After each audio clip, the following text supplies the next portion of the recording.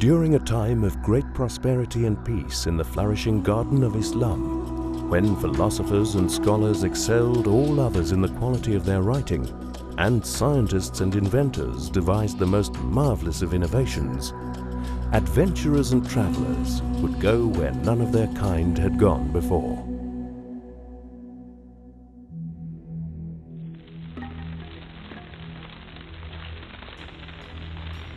Around the year 1529, Ming Emperor Shizong burnt hundreds of logbooks, the final act in destroying evidence of China's supremacy in naval power.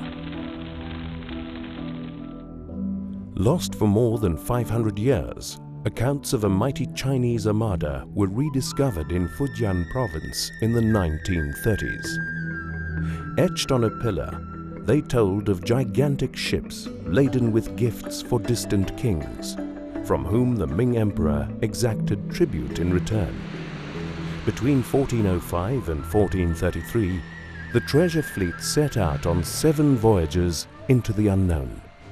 At the helm of these vast armadas was a 2-meter-tall warrior navigator, the Muslim admiral of the fleet, Zheng He. By the end of his final voyage, his fleet had covered over 50,000 kilometers, having anchored in the most famous ports of the time. From China to India, from the Arabian Sea to the east coast of Africa, Zheng He led his ships further than anyone before.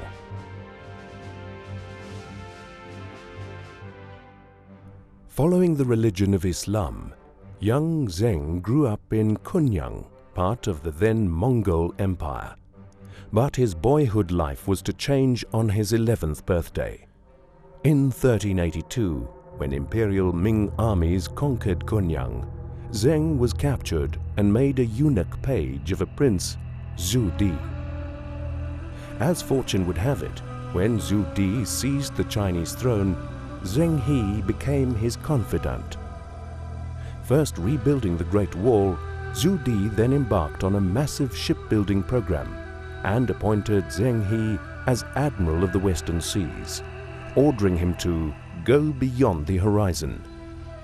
Comprising almost 28,000 men and over 300 ships known as swimming dragons, Zheng He's fleets included massive treasure galleons, which were technological marvels of the age.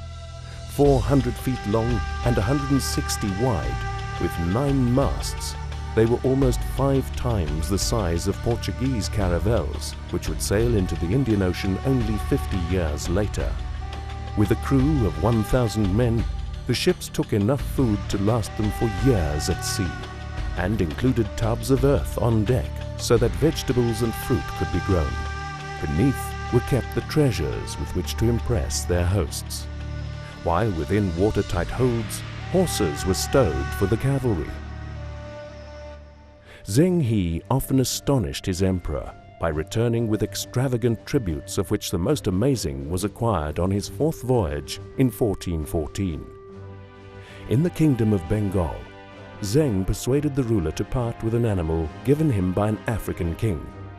To much excitement, when the giraffe arrived at the imperial court in Beijing, the emperor's philosophers celebrated it as the fabled unicorn, an animal associated with an age of peace and prosperity. Now a hero, Zheng He set sail for his 4th and most ambitious voyage, to Arabia, where he fulfilled his personal pilgrimage to Mecca and finally reached Africa, stopping at Mogadishu, Mombasa and Zanzibar. Thought to have traveled as far south as the Mozambique Channel, Zheng He vastly outdid his Western contemporaries in their own age of exploration. Could he have even rounded the Cape of Good Hope and gone as far as America, as some historians claim?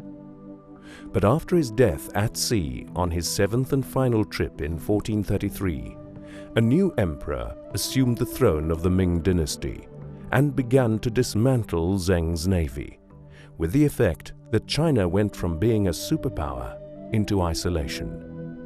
Yet Zheng He's epic voyages of adventure are remembered by porcelain shards which still wash up on the beaches of East Africa and the etchings on the pillar left in a temple signed by the Admiral of the Western Seas.